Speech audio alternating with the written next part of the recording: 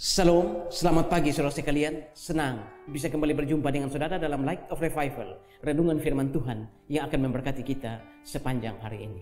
Mari kita melihat ayat kita. Pertama Raja-Raja 2 ayat 1 dan ayat yang kedua.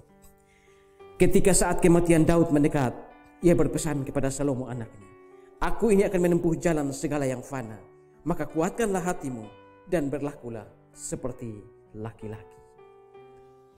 Hal yang terpenting di dalam hidup ini, seringkali kita tidak bisa membedakan mana yang penting dan mana yang lebih penting. Di dalam memilih pasangan hidup, seringkali kita memikirkan hal-hal lain dan tidak memikirkan hal-hal yang lebih penting.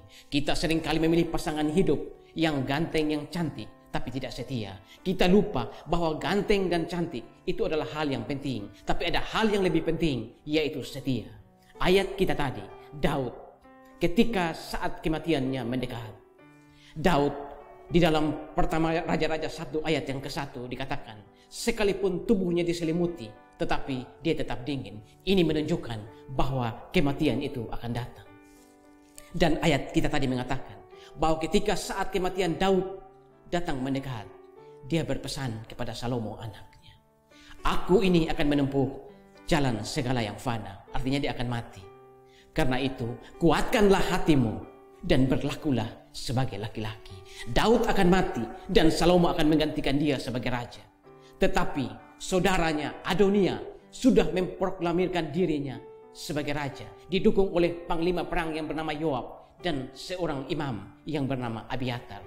Lalu Salomo yang baru berumur 19 tahun, anak ingusan ini, apakah ketika Daud mati, dia tidak akan ketakutan, dia tidak akan merasa kehilangan dan merasa tidak ada pegangan karena ayahnya Daud telah mati dan dia menjadi raja, tetapi sudah ada raja yang lain. Dia salah melangkah, maka dia pasti akan dibunuh mati oleh Adonia.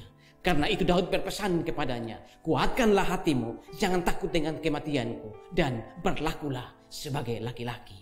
Lalu Daud melanjutkan, "Lakukanlah kewajibanmu dengan setia kepada Tuhan, maka engkau akan beruntung dari segala yang engkau tuju." Ini bukan berarti bahwa Salomo akan kaya raya.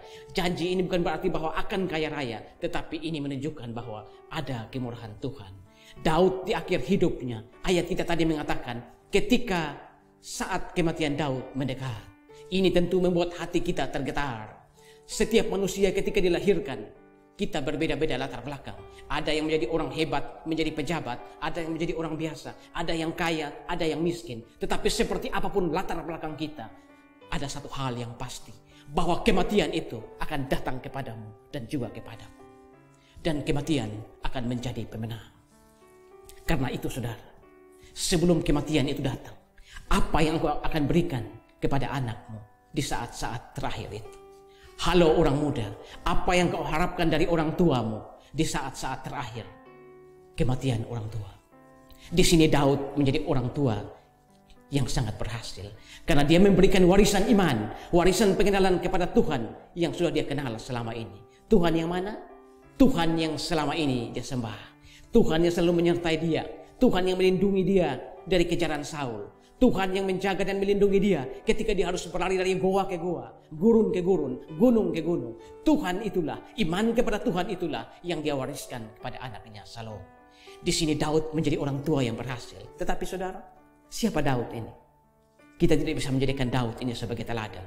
Walaupun dia raja yang luar biasa, dia seorang pendekar, seorang hebat yang mengalahkan Goliat, seorang raja yang dipuja-puji oleh seluruh orang Israel, bahkan oleh seluruh gadis-gadis Israel. Tetapi Daud ini, kelicikannya, walaupun ada banyak orang tidak mengetahui, tetapi Tuhan mengetahuinya.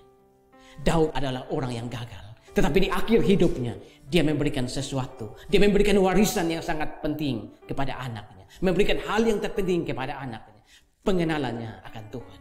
Tuhan yang dia kenal, Tuhan yang dia imani, itulah yang dia wariskan kepada anaknya. Saudara-saudara, pagi ini, halo para orang tua, papa, mama, apa yang engkau akan wariskan kepada anak-anak di akhir hidup? Halo para muda, apa yang engkau harapkan warisan dari orang tua? Apakah engkau mengharapkan kekayaan, harta? Ingat baik-baik ini. Seorang muda yang diberikan harta terlalu banyak tanpa pengenalan akan Yesus, Dia berdiri pada bidang yang miring dan licin. Dan dia akan terjatuh setiap kali dia melangkah. Lebih baik seorang yang tidak memiliki harta, yang tidak diwariskan harta, tetapi diberikan atau diwariskan pengenalan iman kepada Yesus Kristus.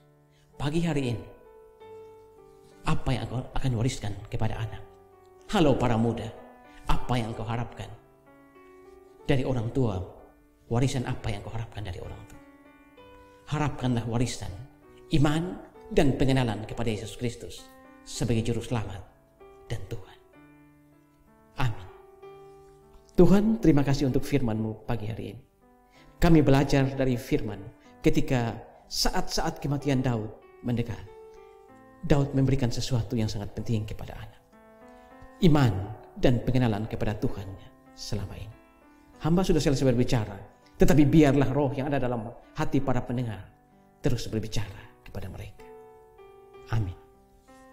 Saudara, jadikanlah firman Tuhan sebagai pelita dan terang di sepanjang jalan hidup kita.